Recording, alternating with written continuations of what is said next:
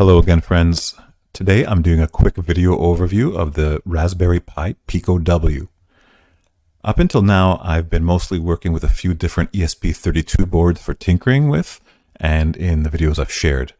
But I thought I would look at the Raspberry Pi's answer to the ESP32.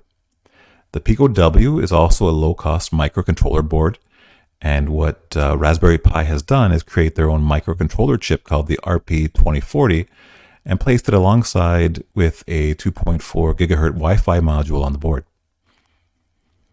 The board itself is a 40-pin PCB that will take through-hole pins, but also has edge castellations that allow it to be surface-mounted as a module.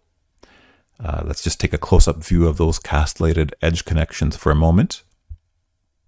We've got a USB power port, or rather a USB port for power and programming or data transfer. The microcontroller on the board is a dual-core ARM Cortex-M0 running at 133 megahertz with 264 kilobytes of SRAM and 2 megabytes of flash memory. We've got 26 GPIO pins exposed, 23 of those being digital only and 3 capable of analog to digital conversion function. The analog to digital converter itself on the microcontroller is capable of 500 kilosamples per second with 12-bit precision. For digital peripheral connectivity, we've got 2 UART, 2 I2C, 2 SPI, and 16 PWM channels. We also have a timer with 4 alarms along with a real-time clock. The onboard Wi-Fi module is an Infineon CYW43439 component.